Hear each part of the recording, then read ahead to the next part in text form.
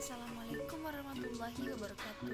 Perkenalkan, nama saya Rizky Adini Putri, jurusan Ekonomi Syariah di Universitas Muhammadiyah Malang. NIM 2018-051. Di sini saya akan mempresentasikan tugas dari mata kuliah Ekonomi Internasional, dan judul yang akan saya presentasikan adalah permintaan dan penawaran, kurva penawaran ekspor dan nilai tukar perdagangan. Dapat kita lihat dari slide pertama, yaitu faktor pemicu permintaan atau penawaran dunia, yang mana faktor pertama adalah pertumbuhan ekonomi yang terus berlangsung. Kemudian yang kedua, pergeseran permintaan dunia akibat adanya bantuan luar negeri. Yang ketiga, pembayaran pampasan perang. Yang selanjutnya, transfer pendapatan. Kemudian penerapan tarif, yaitu pajak atau cukai yang dikenakan untuk suatu komoditi yang diperdagangkan lintas teritorial untuk produk import atau ekspor. Kemudian yang terakhir yaitu pemberian subsidi ekspor. Di slide berikutnya ada 4 hubungan inti yang harus melandasi model perdagangan standar. Yang mana yang pertama adalah hubungan antara batas-batas kemungkinan produksi dengan kurva penawaran relatif. Kemudian yang kedua, hubungan antara harga-harga relatif dengan tingkat permintaan.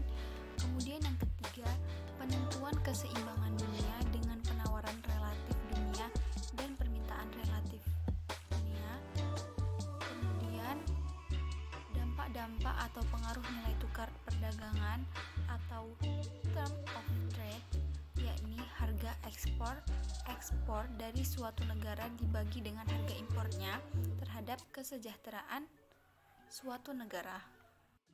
Kemudian di slide berikutnya ada kurva, yang mana harga komoditi relatif equilibrium setelah perdagangan ditinjau dari analisis keseimbangan parsial.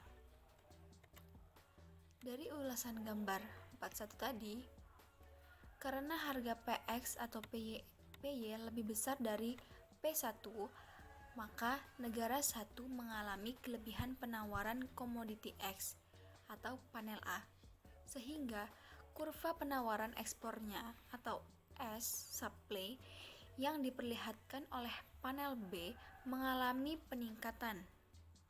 Di lain pihak, karena PX atau PY lebih rendah dari P3, maka negara 2 mengalami kelebihan permintaan untuk komoditi X atau panel C. Dan ini mengakibatkan permintaan impor negara 2 terhadap komoditi X atau D mengalami kenaikan atau panel B. Kemudian panel B juga menunjukkan bahwa hanya pada tingkat harga P2 maka kuantitas impor komoditi X yang diminta oleh negara 2 akan persis sama dengan kuantitas ekspor yang ditawarkan oleh negara 1. Dengan demikian, P2 merupakan PX atau PY atau harga relatif equilibrium setelah berlangsungnya perdagangan di antara kedua negara tersebut. Tetapi, jika PX atau PY lebih besar dari P2, maka akan terdapat kelebihan penawaran ekspor komoditi X,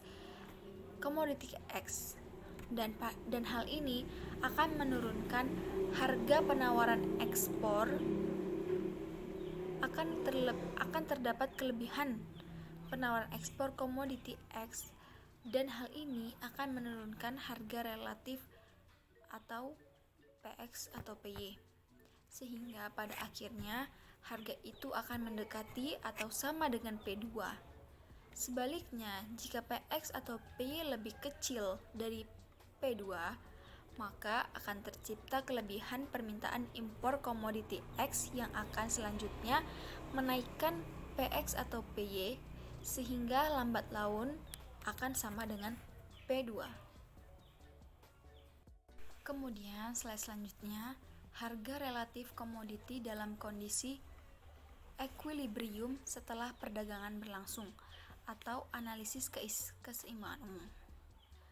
Perpotongan antara kurva-kurva tawar-menawar dari dua negara di mana nantinya akan menghasilkan suatu titik yang melambangkan harga relatif komoditi equilibrium yang akan menjadi dasar bagi berlangsungnya perdagangan di antara dua negara, di mana posisi harga tentunya pada tingkat equilibrium. Walau kuantitas nilai ekspornya kemungkinan tidak akan sama berlaku untuk salah satu atau dua komoditi ekspor yang ditawarkan, kesenjangan demand dan supply timbul. Namun lambat laun akan terjadi tekanan terhadap harga relatif dan pada akhirnya akan bergerak menuju tingkat harga equilibrium. Dan bisa kita lihat ada kurva grafik relatif komoditi dalam kondisi equilibrium setelah perdagangan berlangsung.